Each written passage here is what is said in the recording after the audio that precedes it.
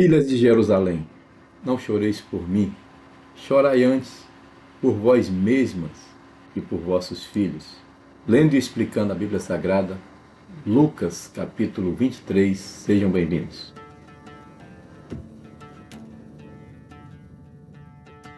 Aproveite esse momento, se inscreva no canal, compartilhe no grupo da família, compartilhe no seu status. Eu estou lendo e explicando a Bíblia Sagrada e essa já é a segunda leitura. Nós já lemos a Bíblia toda, período de 2021 até 2024. Estamos lendo novamente. Vamos, sem mais delongas, para a leitura de hoje.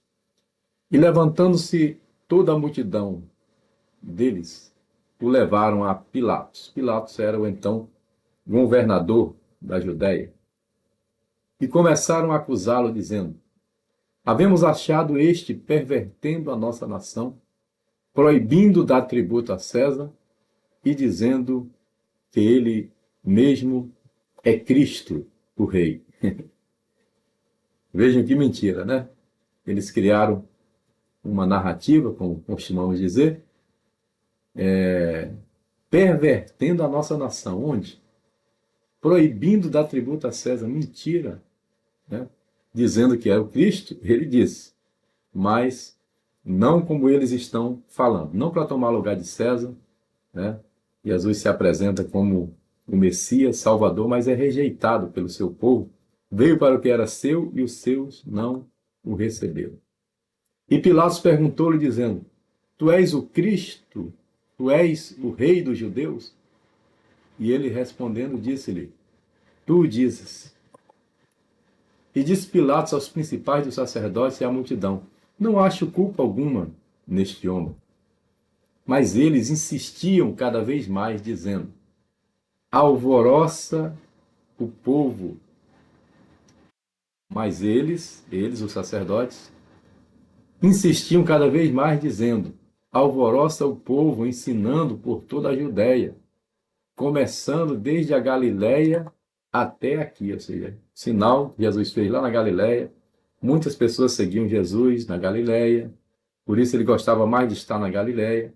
E eles estão dizendo que esse pregador, esse profeta, para eles, está causando alvoroço.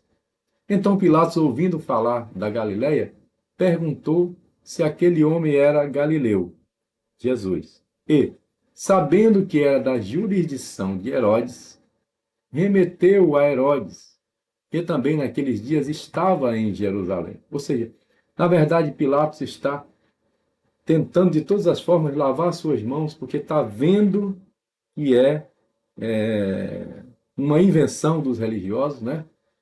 Uma narrativa para matar Jesus. E entendam, os religiosos naquela época, em especial aqui, em especial os sacerdotes, eles tinham um poder muito grande, porque o templo fora reformado por quem? Por Herodes. Tá? Então, a religião, nesse momento, era ligada ao Estado. Se você causasse algum dano ao templo, você poderia ser preso. Bastava o sacerdote entregar. Então, havia um certo poder eclesiástico / religioso, juntamente com o poder político. Tá? E por isso eles estão, na verdade, jogando para Pilatos com medo do povo.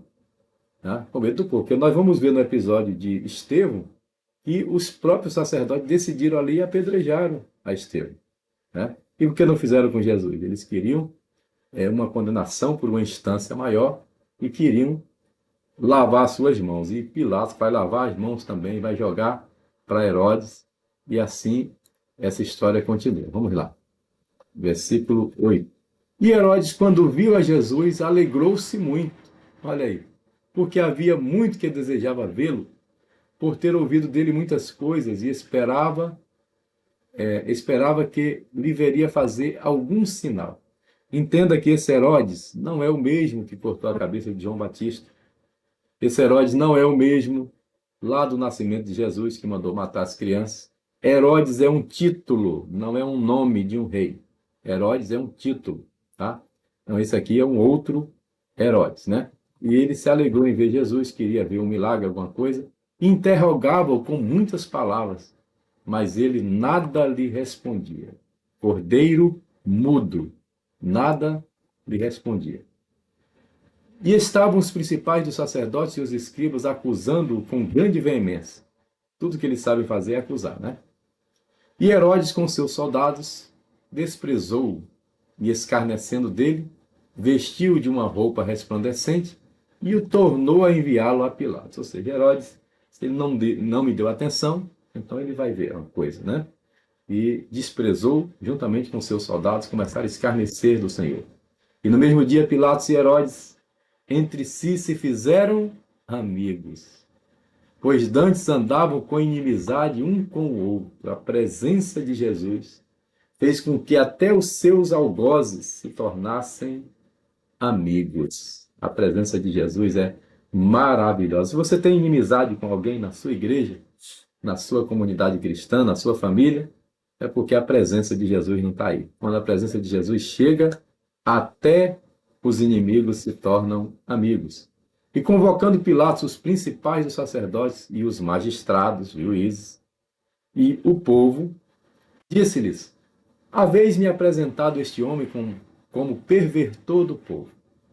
E eis que, examinando na vossa presença, nenhuma culpa das que acusais acho nesse homem. Existe a culpa, né? E existe aquilo que os outros dizem que é culpa. Nós temos visto isso, né? Nesses dias difíceis em que o Brasil atravessa. Então, uma coisa é o que você fez, outra coisa é o que dizem que você fez. Se cria uma história e criar essa história de que ele era pervertedor do povo. E Pilatos disse: não estou vendo nada disso, me provem. Nem mesmo Herodes, porque a ele vos remeti, e eis que não tem feito coisa alguma digna de morte. Ou seja, ele não, pela nossa lei romana, ele não é digno de morte. Castigá-lo-ei, pois, e soltá-lo-ei. Era o que Pilatos estava disposto a fazer. Vou açoitar e soltá-lo. E era-lhe necessário soltar-lhe um pela festa. Mas toda a multidão clamou a uma voz, dizendo: fora daqui com este, solta-nos Barrabás. É óbvio que quem incentivava a multidão era essa elite religiosa que, por inveja, estava apresentando o Senhor Jesus para a morte. O qual fora lançado na prisão, esse Barrabás, foi lançado na prisão por causa de uma sedição feita na cidade e de um homicídio. Vejam, eles estão chamando o justo Jesus de ladrão, de homicida, de praticar sedição, e eles vão pedir que soltem aquele que de fato era homicida e aquele que de fato praticava a sedição. Parece até com a história do Brasil, mas deixa para lá, né? Que incoerência! Eles estão condenando o justo e estão descondenando Barrabás. Falou, pois, outra vez Pilatos, querendo soltar Jesus. Olha aí, Pilatos várias vezes tenta soltar Jesus, porque não vê nele nenhum crime. Versículo 21, né? Vamos lá, 21. Mas eles clamavam em contrário, dizendo: crucifica-o, crucifica-o. Então ele, pela terceira vez, lhes disse: mas que mal fez este? Não acho nele culpa alguma de morte. Castigá-lo-ei, pois, e soltá-lo-ei. Pilatos toma várias atitudes no sentido de não condenar. Mas a elite religiosa, é por isso que, quando houve uma polêmica, na época daquele filme A Paixão de Cristo, sobre quem tinha matado Jesus, se foram os judeus ou os romanos, na época eu respondi na internet. Na época o Mel Gibson se destacou porque disse: quem matou fomos todos nós, de fato, está certo, que foi os nossos pecados. Mas quem diretamente aqui o leva à cruz? Quem é? os judeus, os sacerdotes, os líderes religiosos, o povo santo do Senhor.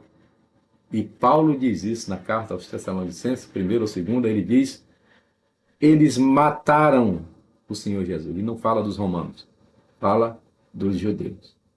Porque essa multidão aqui está gritando crucifica por incentivo dos religiosos. Mas eles instavam com grandes gritos, pedindo que fosse crucificado. E os seus gritos, e os principais dos sacerdotes redobravam, ou seja, incentivavam e gritavam juntamente com eles. Então Pilatos julgou que devia fazer o que eles pediam, já que o povo está pedindo, né? E dizem que a voz do povo é a voz de Deus. Então vamos lá. E soltou-lhes o que fora lançado na prisão, descondenou Barrabás por uma sedição e homicídio, que era o que pediam, mas entregou Jesus à vontade deles. E quando iam levando, tomaram certo Simão Cirineu, que vinha do campo, e puseram-lhe a cruz às costas para que levasse após Jesus. Que privilégio, hein? Simão Cirineu. E seguiu grande multidão de povo e de mulheres, os quais batiam nos peitos e lamentavam. É importante que destaque aqui as mulheres, porque Marcos é bem claro quando diz que as mulheres serviram, seguiram e subiram com Jesus até Jerusalém, ou seja, elas foram até ao pé da cruz. E os discípulos não foram, somente João estava ao pé da cruz. Jesus, porém, voltando-se para elas, disse: filhas de Jerusalém, não choreis por mim, chorai antes por vós mesmas e por vossos filhos. Vocês estão rejeitando o Messias, o Filho de Deus, porque eis que hão de vir dias em que dirão: bem-aventuradas as estéreis, e os ventres que não geraram, e os peitos que não amamentaram. Isso aqui está se referindo à grande tribulação que virá para punir Israel por ter rejeitado o Messias. Então começarão a dizer aos montes: caí sobre nós, e aos outeiros: cobri-nos. Porque se ao madeiro verde fazem isso, que se fará ao seco? Vocês estão fazendo isso com o Filho de Deus, imaginem com vocês. E também conduziram outros dois que eram malfeitores, para com eles serem mortos. Ou seja, ele foi levado a uma morte de cruz, uma morte de bandido, uma pena que era dada para os piores assassinos. Juntamente com ele foram dois malfeitores. E quando chegaram ao lugar chamado a Caveira, ali o crucificaram. E aos malfeitores, um à direita, o outro à esquerda. E dizia Jesus: Pai, perdoa-lhes, porque não sabem o que fazem. E repartindo as suas vestes, lançavam sortes. São 7 palavras da cruz, essa aqui é uma delas. Pai, perdoa, porque eles não sabem o que fazem. As orações de Jesus sempre começavam com a palavra Pai, Ab, ou Abba, Pai, que é aramaico, quer dizer papai. E o povo estava olhando. E também os príncipes zombavam dele, dizendo: aos outros salvou, salve-se a si mesmo, se é o Cristo, o escolhido de Deus. Dentro da lógica humana, é o que diziam: se ele salvou os outros, por que ele não salva a si mesmo? Ele não mostra agora que é o Cristo. E também os soldados escarneciam, chegando-se a ele, apresentando-lhe vinagre. O historiador Rodrigo Silva diz que esse vinagre, e outros historiadores também confirmam, poderia, dos banheiros públicos que estavam ali, próximo ao Monte da Caveira. Os banheiros públicos tinham a latrina de pedra, ao lado da pedra tinha um recipiente onde se colocava vinagre e tinha uma esponja, e a pessoa usava para fazer o seu asseio, né? Após realizar ali as suas necessidades fisiológicas. E pode ser que tenha sido esse vinagre que foi oferecido a Jesus. E dizendo: se tu és o filho dos judeus, salva-te a ti mesmo. E também por cima dele estava um título escrito em letras gregas, romanas e hebraicas: Este é o Rei dos Judeus. Malfeitores que estava pendurado, um dos malfeitores que estavam pendurados, eram dois, blasfemava deles, dizendo: Se tu és o Cristo, salva-te a ti mesmo e a nós. Veja que Satanás ele sempre vem com a mesma forma de enganar, né? Vem com o mesmo sofisma. Lá no jardim ele diz: foi assim que Deus disse, né?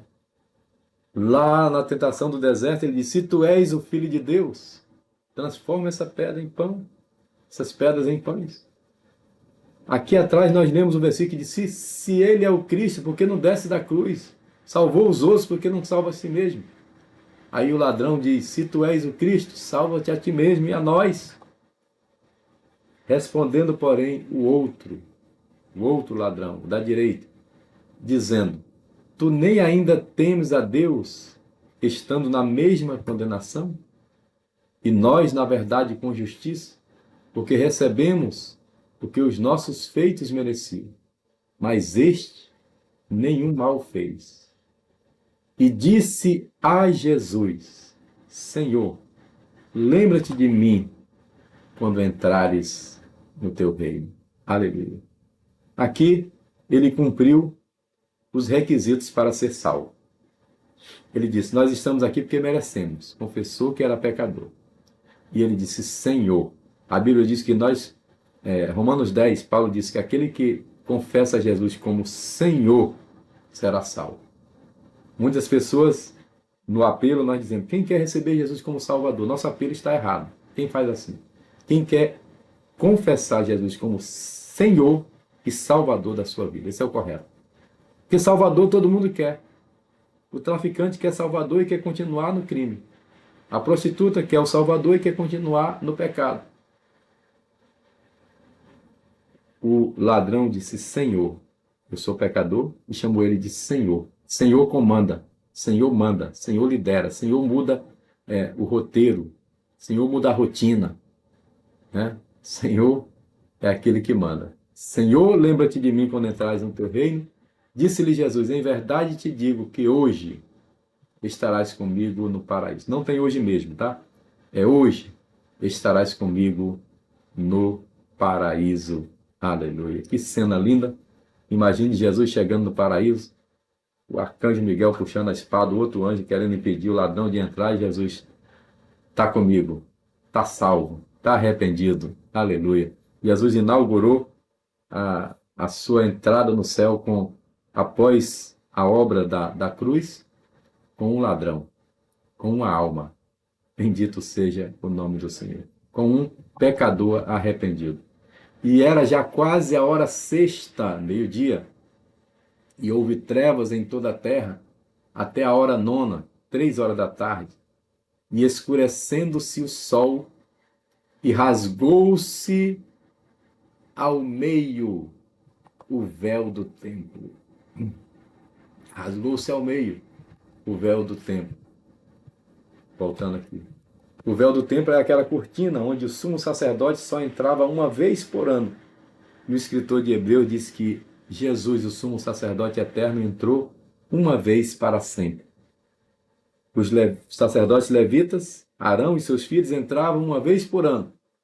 Jesus entrou uma vez por todas, para sempre. E clamando Jesus com grande voz, disse: Pai, nas tuas mãos entrego o meu espírito. E havendo dito isto, expirou, entregou o seu espírito. E o centurião, vendo o que tinha acontecido, deu glória a Deus, dizendo: o centurião era um chefe de 100 soldados. Na verdade, esse homem era justo. E toda a multidão que se ajuntara a esse espetáculo, e quando um justo está sendo acusado injustamente, é um espetáculo. Vendo o que havia acontecido, voltava batendo nos peitos, revoltados pela injustiça praticada. E todos os seus conhecidos e as mulheres que juntamente o haviam seguido desde a Galiléia estavam de longe vendo essas coisas, elas foram até onde puderam estar. E eis que um nome por nome José, senador, olha a política aí, homem de bem e justo, que não tinha consentido no conselho e nos atos dos outros, ou seja, ele foi contra o voto para condenar Jesus. De Arimateia ele era, José de Arimateia, cidade dos judeus, e que também esperava o reino de Deus. Este, chegando a Pilatos, pediu o corpo de Jesus. Aleluia. Nós vemos aqui dois bem-aventurados, Simão Cirineu, que carregou a cruz, e José de Arimateia, que carregou o corpo. Que privilégio! E havendo-o tirado, envolveu-o no lençol, e pô-lo num sepulcro escavado numa penha, onde ninguém ainda havia sido posto. Um sepulcro novo. E era o dia da preparação, e amanhecia o sábado. E as mulheres que tinham vindo com ele da Galiléia seguiram também e viram o sepulcro. Elas foram até o fim. Aleluia! Elas foram até o sepulcro. E como foi posto o seu corpo. De manhã, no domingo, elas vão estar lá. Que coisa linda essas mulheres. É de dar inveja aos 12. E só João estava ao pé da cruz. E aqui, no momento do sepulcro, nem João estava mais. Somente elas foram até o fim. E voltando elas, prepararam especiarias. Passaram o sábado em casa, preparando as especiarias e ungüentos. E no sábado repousaram, né? Fizeram isso antes porque não podia trabalhar. E repousaram no sábado conforme o mandamento. Cumpriram a lei. Bem, essa é a Bíblia, a palavra-chave. Amanhã nós encerramos o capítulo 24 de Lucas, encerramos o livro de Lucas. Eu estou nesse cronograma, tá? Depois vamos ler o livro de Atos, que é também do mesmo autor. Lucas, o médico amado, escreveu o primeiro tratado, que é o Evangelho de Lucas, e o segundo tratado é o livro de Atos. Ele escreveu para um homem chamado Teófilo. Essa é a Bíblia do meu pai, minha inspiração, e hoje nós lemos Lucas 23. Glória a Deus. Oremos, vamos agradecer ao Senhor por mais essa leitura. Deus abençoe meu irmão, minha irmã, que dedicou esses 22 minutos para aprender a palavra do Senhor. Cada um dos evangelhos narra o que viu das cenas da cruz, né? Cada um com seus detalhes. Lembrando que Lucas foi o único que mencionou no capítulo anterior que ele suou gotas de sangue. É um fenômeno. E Lucas destacou porque Lucas é médico, né? Mateus fala uma coisa, Lucas fala outra. João diz que ele gritou, está consumado. Só ele fala isso, porque só ele estava ao pé da cruz. É bom, é por isso que existe 4 evangelhos, porque de cada um nós tiramos um ensinamento diferente para a nossa vida. Pai, muito obrigado pela vida dos teus filhos. Eu apresento cada um dos teus servos. Peço a tua bênção, tua graça, tua proteção e a provisão do Senhor sobre essa casa e sobre essa família. Eu oro, Senhor, em oportuno pela nação brasileira e oro por Jerusalém. Abençoe, guarde e proteja Jerusalém. Eu oro em nome de Jesus. Amém. Se você disse amém, compartilhe essa live com mais alguém. Boa tarde, paz seja convosco.